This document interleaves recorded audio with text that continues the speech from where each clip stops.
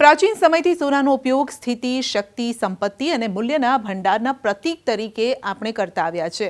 ભલે સમયાંતરે સોનાના ભાવમાં ભારે ઉથલપાથલ થતી હોય, પરંતુ સરેરાશ ભારતીયો હજુ પણ સોનાને જરૂરી અને સ્થિર રોકાણ તરીકે જુએ છે. પરંપરાગત રીતે સોનું ખરીદવું શુભ માનવામાં આવે છે, પરંતુ આજના આધુનિક યુગમાં રોકાણકારો સામે ફિઝિકલ ગોલ્ડ અને ડિજિટલ ગોલ્ડ એમ બે વિકલ્પો ઉપલબ્ધ છે. ત્યારે સમજીએ કે ડિજિટલ સોનું ફાયદો કરાવશે કે વાસ્તવિક સોનું. ભારતમાં સોનું ફક્ત એક આકર્ષક ઘરેણાં જ નથી, પરંતુ એક વિશ્વસનીય રોકાણ પણ છે. ભારતમાં સોનાનો ઉપયોગ ફક્ત ઘરેણાં માટે જ થતો નથી, પરંતુ તે એક વિશ્વસનીય રોકાણ પણ છે.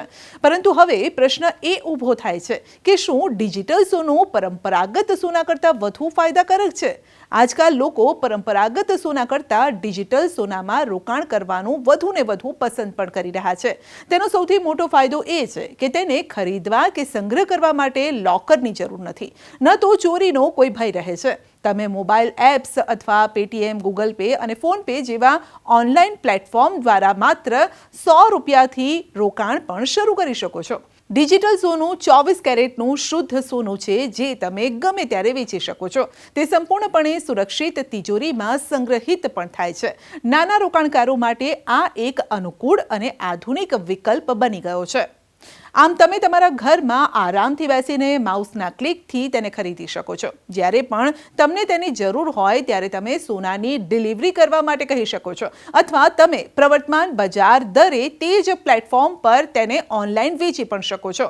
જ્યારે કે પરંપરાગત સોનું લાગણીઓ અને પરંપરા સાથે જોડાયેલું રોકાણ છે. લોકો લગ્ન અને તહેવારો દરમિયાન તેને પહેરવાનો અને પ્રદર્શિત કરવાનો આનંદ માણે છે. તે માત્ર એક રોકાણ નથી, પરંતુ તેને કૌટુંબિક વારસા તરીકે પણ ગણવામાં આવે છે. ભૌતિક સોના સામે લોન પણ મળી રહે છે. જો કે તેની શુદ્ધતા પરીક્ષણ, સંગ્રહ અને સુરક્ષા જેવા પડકારો જરૂર આવે છે. તેમ છતાં તેની સાથે ભાવનાત્મક જોડાણ રહેલું છે. ભૌતિક સોનાના કિસ્સામાં વ્યક્તિએ ખરીદી માટે જ્વેલર અથવા તો બેંકમાં ભૌતિક પ્રવાસ કરવાની જરૂર પડે છે, એટલે કે તમારે સાક્ષાત જવું પડે છે. ત્યારબાદ તમારે સુરક્ષિત સ્ટોરેજ સ્થાન પણ શોધવું પડે છે, એટલે કે ક્યાં રાખવું, તિજોરીમાં રાખવું, લોકરમાં રાખવું, ક્યાં સહી સલામત રહેશે, તમારા ઘરમાં સલામત અથવા તો બેંક લોકરમાં.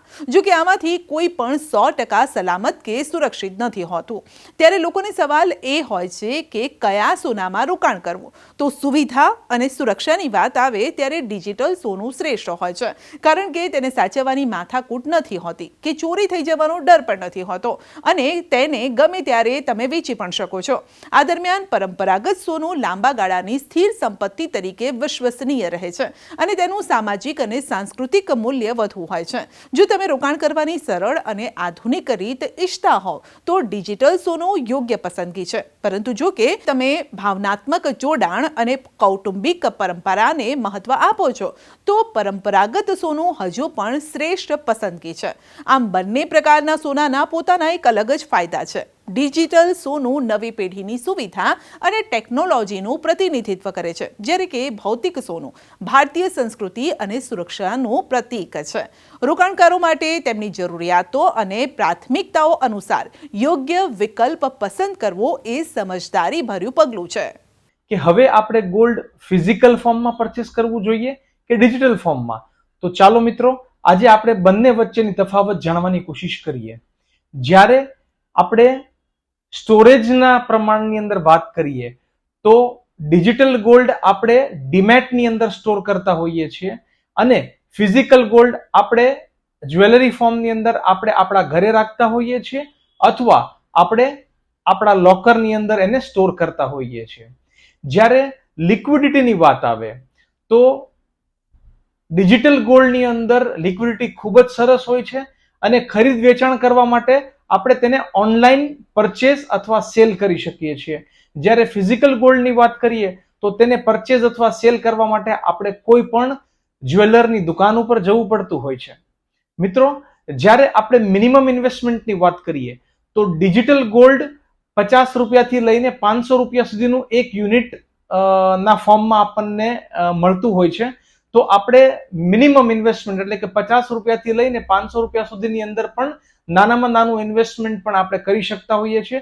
જ્યારે ફિઝિકલ ગોલ્ડની વાત કરીએ તો ફિઝિકલ ગોલ્ડ આપણે વજન પ્રમાણે લેવાનું હોય છે. મિનિમમ 1 ગ્રામ અથવા 10 ગ્રામ તો કમ્પેરેટિવલી ડિજિટલ ગોલ્ડ આપણને ઇન્વેસ્ટમેન્ટ નાની રકમથી આપણે કરી શકીએ છીએ, જ્યારે ફિઝિકલ ગોલ્ડ આપણને કમ્પેરેટિવલી થોડું ઇન્વેસ્ટમેન્ટ મોંઘું પડતું હોય છે. દોસ્તો, જ્યારે આપણે વાત કરીએ એક્સ્ટ્રા કોસ્ટની, તો ડિજિટલ ગોલ્ડની અંદર આપણને કોઈ પણ પ્રકારનો મેકિંગ ચાર્જીસ લાગતો નથી. જ્યારે આપણે ફિઝિકલ ગોલ્ડની વાત કરીએ તો આપણે તેને જ્યારે જ્વેલરી ફોર્મની અંદર પરચેસ કરીએ છીએ તો આપણને મેકિંગ ચાર્જીસ લાગતો હોય છે, જે સોનાના પ્રાઇસ ઉપરાંત આપણે તેને દેવાનો હોય છે.